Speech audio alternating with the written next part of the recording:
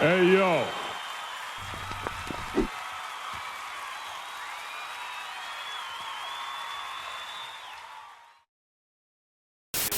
I really didn't like them back in 2000, and I really don't like them now.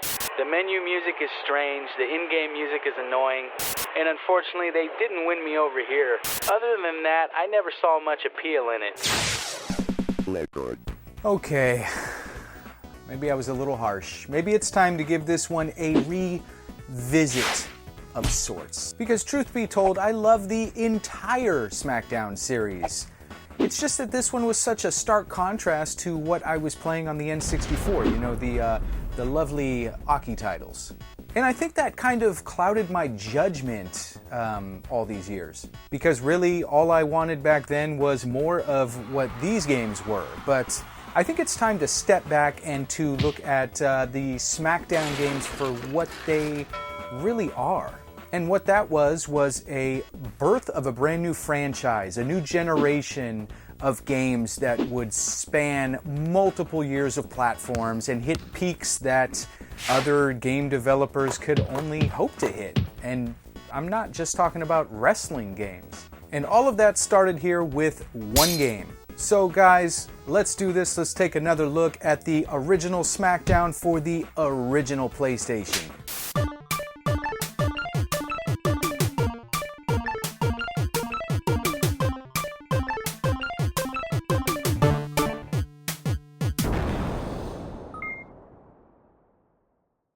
Developer Yuke had more than a few wrestling titles under their belt before landing the task of creating the next WWF video game under the direction of publisher THQ, after the world's largest wrestling promotion ended their long-term publishing deal with Acclaim.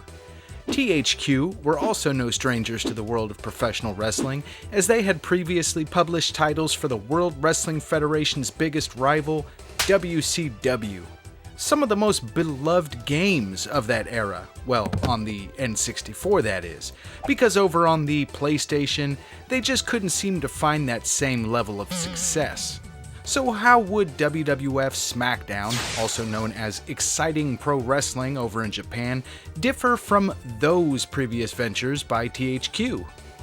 Well, let's take a deep dive into everything the game had to offer when it hit US store shelves on March 2nd, 2000. I'm going to skip showing the intro here in fear of the entire video being blocked. But anybody here who has seen an episode of SmackDown will quickly be able to identify that iconic video package and musical number.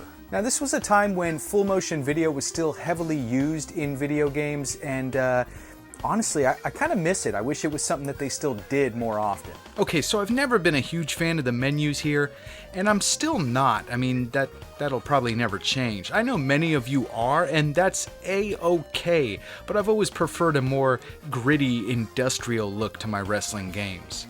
With that being said, everything is laid out nicely, and it's all easy to navigate, so I've got to give them props for that. I always got a kick out of some of the interesting choice of wording here, like the Anywhere Fall match, or the question of, do you want to decide? Why, yes, I would love that. As wrestling games began to evolve during this era, we started to see expanded roster selections, and with 36 wrestlers to choose from here, games like WWF Warzone, released just 2 years earlier, seem quite limited in comparison.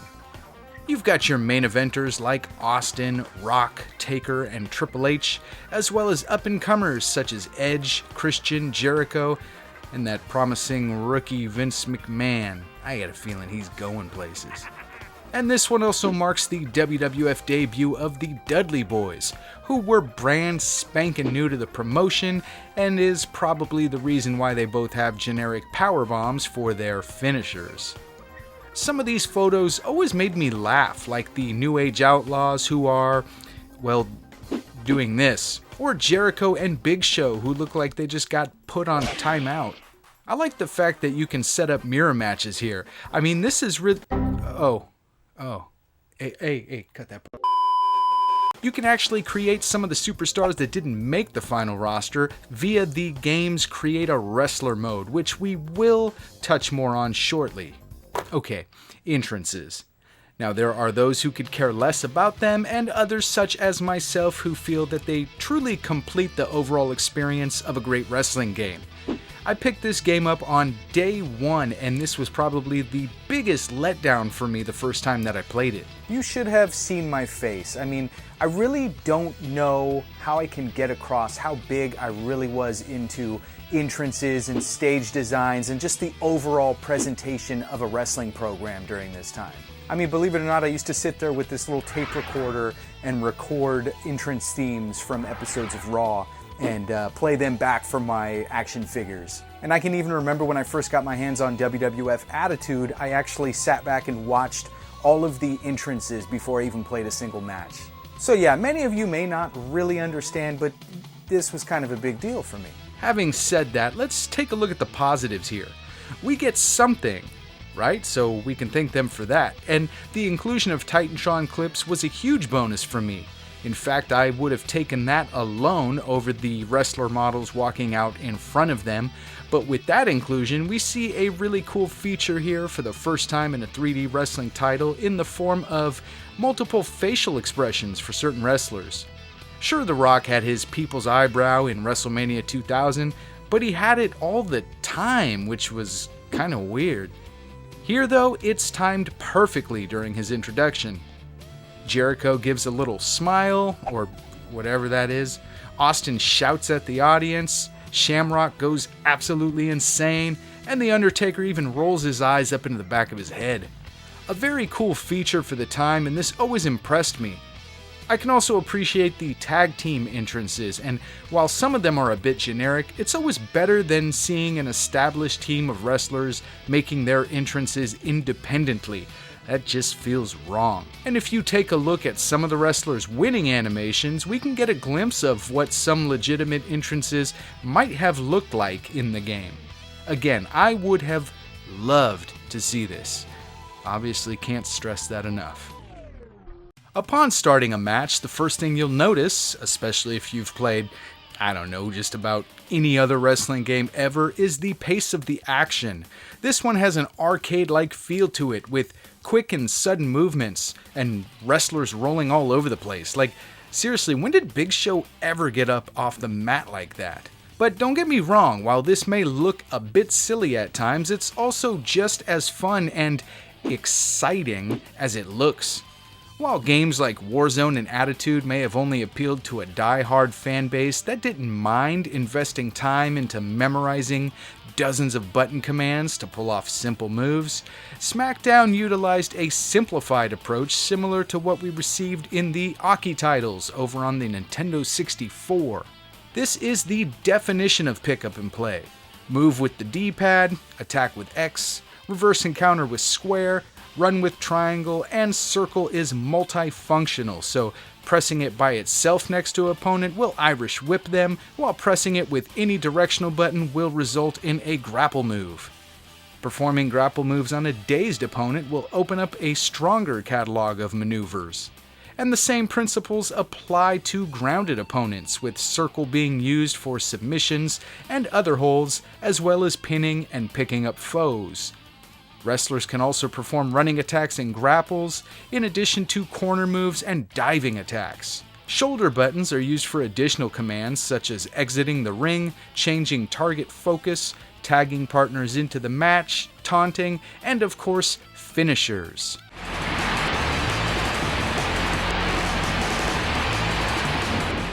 Aw yeah. Let's talk about finishers. Unlike the games that preceded it, finishers are not based on a temporary state.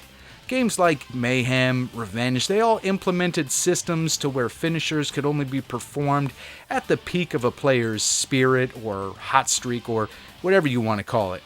But once that window passes, you've lost the ability until you can reach that point in the match again. Here, finishers are earned and stored, meaning you can use them whenever you'd like after hoarding them. Heck, you can even start a match with the max amount of them if your bitter dark soul desires to.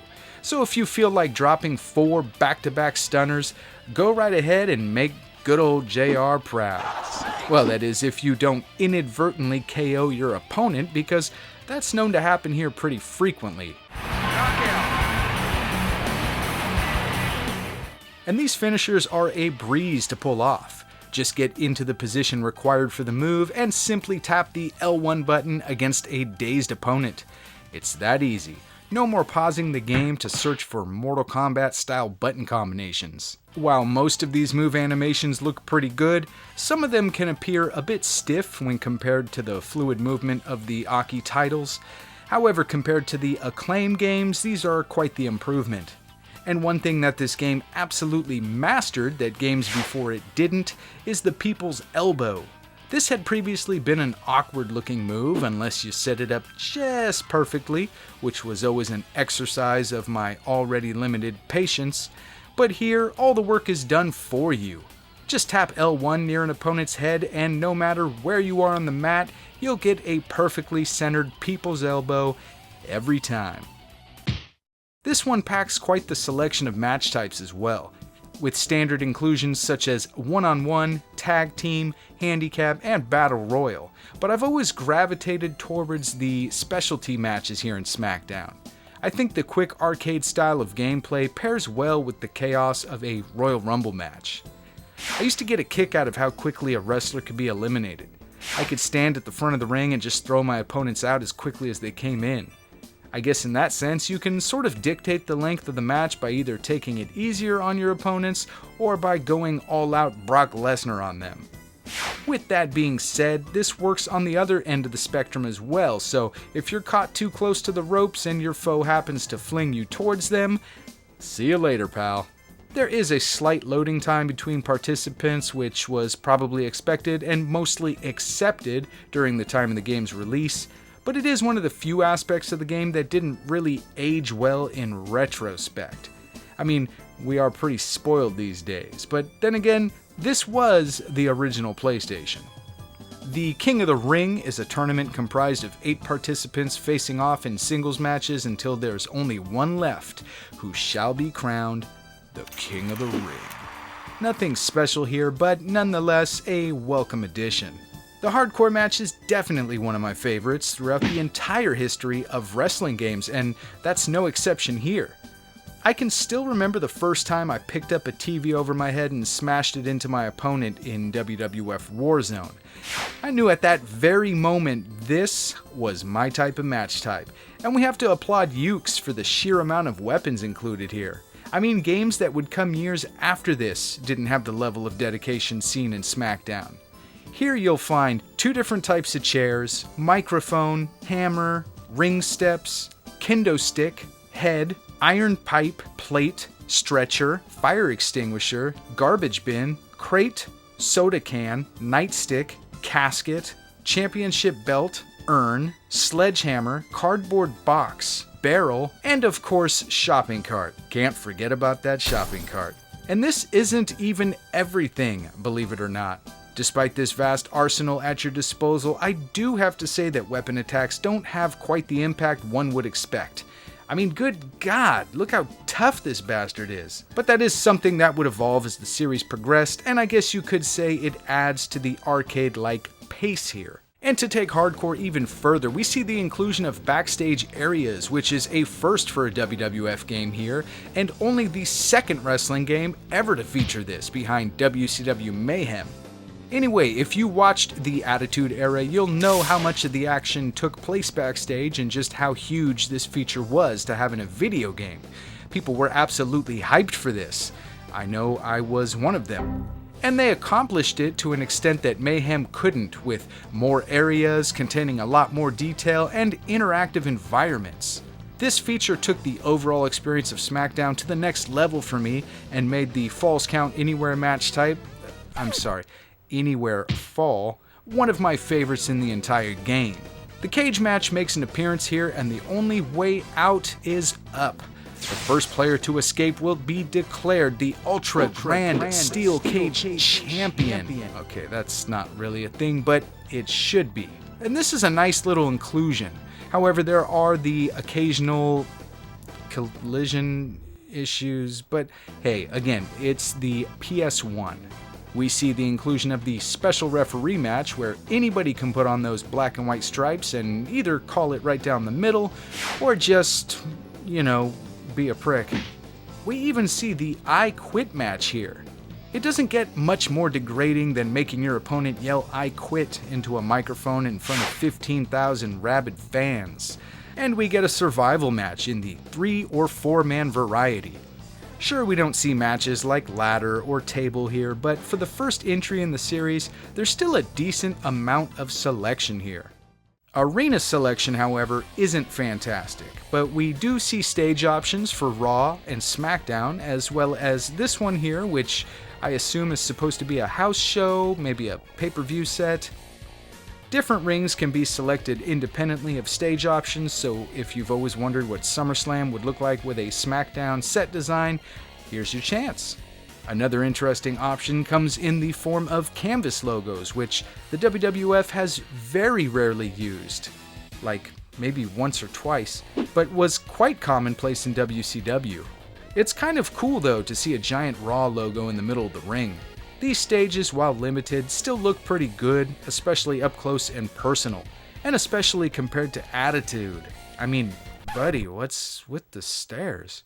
Character models all look really good as well, and though we might have received some pretty realistic faces in the Acclaim games, these wrestlers look a bit more natural, and clothing actually looks like, well, clothes and not painted on images. And while we're discussing attires, I'd like to mention that we don't see any alternate attires here, which of course is always a bit of a letdown for me, especially seeing as those Acclaim games and the Aki titles both offered numerous selections, but it's a minor gripe and certainly doesn't hinder the game's playability even in the slightest. Everything else from the crowd to the lighting and just the overall environment does a fantastic job of capturing the atmosphere that made up the WWF product during this time. The sound department is a mixed bag here for me, personally. I know that this soundtrack is extremely nostalgic to many fans of the series, but I'm not really into the dancey, industrially hectic-y. I'm not sure how to describe the genre here, but it's not for me.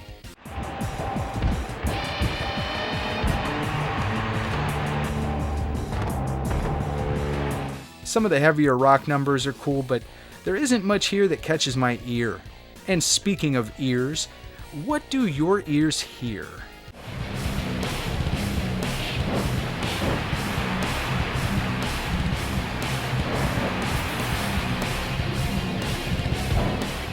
Okay, I should say not here. If you said commentary, you're right. Come on down and collect your prize. At this point, not many wrestling titles had featured commentary, and those that did were either really good, What is he waiting for? His turn to start fighting back is now. If he doesn't do something quick, this thing's over. or flat out terrible. Off the turnbuckle. Having said all of that, the lack of commentary doesn't take away from the experience here. It's almost not necessary, if that makes sense. That music that I'm not exactly fond of is so busy and frantic, and mixed with that fast-paced action, I feel like commentary might have gotten lost in the shuffle. And while we do not see a referee anywhere in the game, well, I mean, besides the special referee match, of course, one can be heard, making counts and informing the wrestlers of necessary rope breaks and such. 1, 2, 3 count fall. Create a wrestler, seen here as create a superstar, because damn it, they're not wrestlers. First off, I'll say that this one isn't as robust as comparable games from the era, given the fact that you are forced to select from a collection of pre-made pieces in order to build your superstar. Meaning you can't mix and match things like eyes, hair, noses, ears, and whatnot. You don't even have the option to change things like elbow pads or boots or wrist tape. What you see is what you get, and there's no way around it. It's one big package deal per body part. And some, if not a lot of these pieces just don't mesh well. They did at least include in-game character models here, so you can do stuff like give a wrestler an alternate attire or a whole new look. As mentioned earlier, you can unlock the pieces that are used to create some of the wrestlers that didn't make the final cut. Guys like Midian, Pat Patterson, Stevie Richards, Prince Albert, and gals such as Jacqueline, Stephanie McMahon, and Ivory are amongst the cast of characters that you can throw together once their assets have been unlocked by playing through the game's Season Mode. Ah yes, let's talk about Season Mode. The meat and bread. Wait, is it bread? The dinner of the game. This one lets up to 4 players partake as they rise through the ranks of the World Wrestling Federation, earning title shots along the way based upon the players' wins and losses. Created wrestlers don't get the same treatment as established WWF superstars, instead having to be developed before competing in this mode. This is done by completing the game's preseason, which will see your creation venturing through a year's worth of matches. It's only 1 a month, so 12 total, before moving on to the main mode, which also follows the 1 match a month card, meaning the years can pass you quite quickly in this one.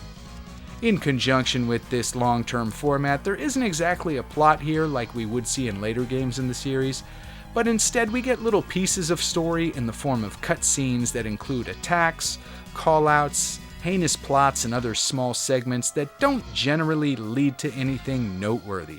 But that's not to say there isn't some good fun to be had here, it just isn't exactly story-driven.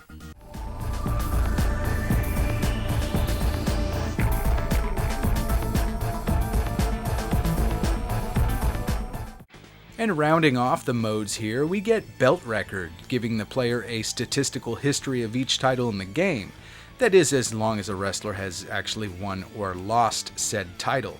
As well as create a pay-per-view mode, which allows the player to play the Booker Man, putting together custom cards with up to 6 matches, which can be played or spectated, and is ranked by the audience upon its completion. You know, I don't really feel like my take on the game changed a whole lot here. I think it's just the way I presented it this time. Looking back at the old video, it was a bit harsh. I seemed a little bit grouchy, like a grouchy old man. But nevertheless, I enjoy this game. I enjoy it a lot.